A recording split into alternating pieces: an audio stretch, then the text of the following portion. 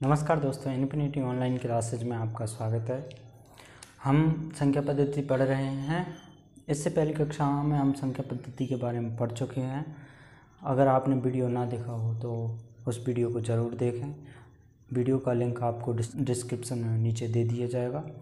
चलिए, इससे आगे जितना हम पढ़ चुके हैं उससे आगे हम बात करते हैं। पहले तो हमने जितना पढ़ लिया है उसके बारे में थोड़ा रिवाइज कर लेते हैं। हमने संख्या पद्धति स्टार्ट की। संख्या पद्धति में सबसे पहले हमने संख्याओं के बारे में जाना। संख्याएं अंकों से मिलकर बनती हैं और अंक गणित में कुल अंक 10 होते हैं।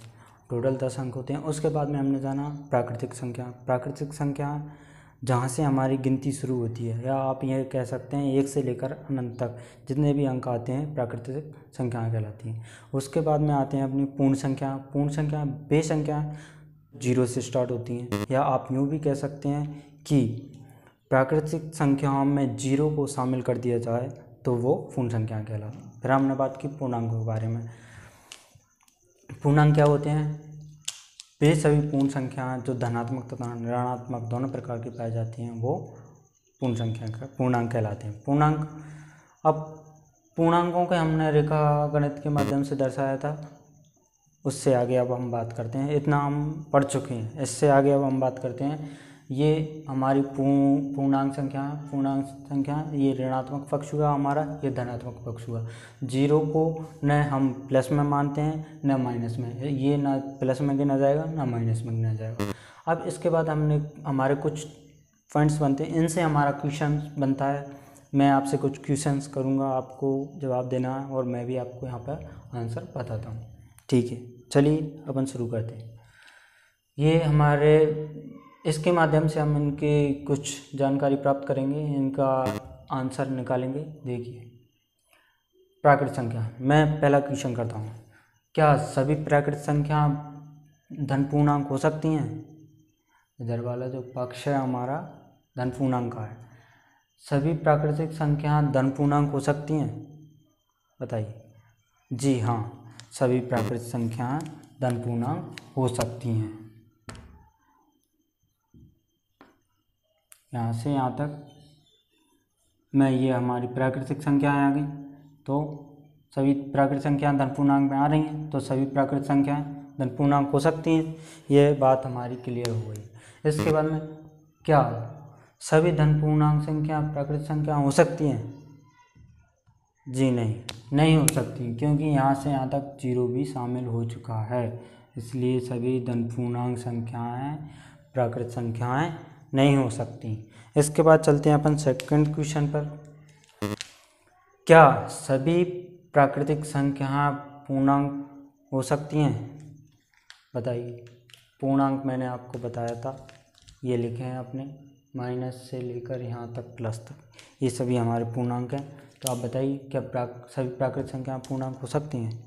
जी हाँ, सभी प्राकृतिक संख्याएं पूर्णांक हो सकती हैं, क्योंकि यहाँ से यहाँ तक हमारे पूर्णांक हैं। ये हमारे पूर्णांक है। ये पूर्णांकों में ये हमारे सभी प्राकृतिक संख्या आ चुकी हैं, इसलिए सभी प्राकृतिक संख्या पूर्णांक हो सकती हैं। अब बताइए, सभी पूर्णांक संख्या प्राकृतिक हो सकती हैं? जी नहीं, सभी पूर्णांक संख्याएं हमारी प्राकृतिक नहीं हो सकती, क्योंकि ये प्राकृतिक के अंदर 0 से लेकर माइनस की संख्या प्राकृतिक में नहीं आती हैं। इसके बाद हम बात करते हैं, क्या सभी पूर्ण संख्या पूर्णांक हो सकती हैं? सभी पूर्ण संख्या पूर्णांक हो सकती हैं। आपको याद होगा पूर्ण 0 से स्टार्ट होती हैं। पूर्ण संख्या 0 से स्टार्ट होती हैं। तो क्या सभी पूर्ण संख्या पूर्णांक हो सकती हैं? जी हाँ, क्योंकि ये हमारी पूर्ण संख्या हैं। यहाँ से यहाँ तक हमारी पूर्ण संख्या है। तो सभी पूर्ण संख्याएं आ गई पूर्णांक में, तो सभी पूर्ण संख्या पूर्णांक हो सकती हैं। क्या सभी पूर्णांक पूर्ण हो सकते हैं? नहीं। इसका कारण ये है, सभी पूर्णांक हमारे ये सभी पूर्णांक ही हैं। सभी यहाँ से लेकर यहाँ तक हमारे पूर्णांक हैं। ये आप भी देख सकते हैं, 5 4 -5 -4 -3, ये सभी पूर्णांक हैं। क्या सभी पूर्णांक पूर्ण हो सकते हैं? नहीं हो सकते, लेकिन सभी पूर्णांक हो सकते हैं। इसके बाद हम बात करते हैं, क्या सभी प्राकृतिक संख्याएं पूर्ण हो सकती हैं? जी हाँ, सभी प्राकृतिक संख्याएं पूर्ण हो सकती हैं, क्योंकि प्राकृत संख्याएं 1 से स्टार्ट होती हैं और पूर्ण अंकों में 1 से लेकर अंत तक पूरे अंक आ जाते हैं, सिर्फ इसमें शून्य और अधिक शामिल कर दिया जाता है। इसी कारण से क्या सभी पूर्ण संख्याएं प्राकृतिक हो सकती हैं? जी नहीं, सभी पूर्ण संख्याएं प्राकृतिक नहीं हो सकती, क्योंकि प्राकृतिक संख्याओं में 0 शामिल नहीं रहता, इसलिए सभी पूर्ण संख्याएं प्राकृतिक नहीं हो सकती। अब बात करते हैं सम संख्या।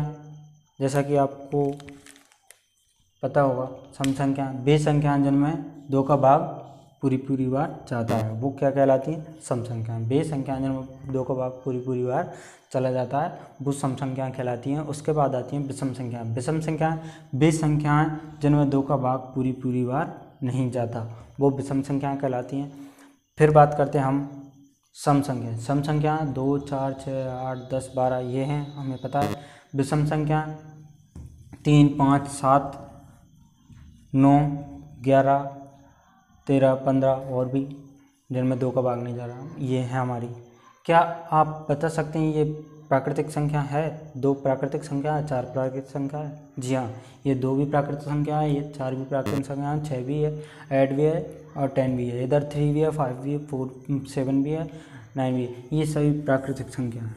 तो इसका तात्पर्य क्या हुआ? सभी सम संख्याएं तथा विषम संख्याएं प्राकृतिक संख्या हो सकती हैं। यहाँ से अपना एक और क्वेश्चन बनता है, क्या सभी सम संख्याएं तथा विषम संख्याएं प्राकृतिक संख्या हो सकती हैं? इसका राइट आंसर होगा जी हाँ, सभी सम संख्याएं तथा विषम संख्याएं प्राकृतिक संख्या हो सकती हैं और होती हैं। ठीक है, उम्मीद करता हूँ आपको वीडियो पसंद आया होगा। अगर वीडियो पसंद आया हो तो like and share and subscribe करें। अगला टॉपिक हम अगली वीडियो में पढ़ेंगे। धन्यवाद।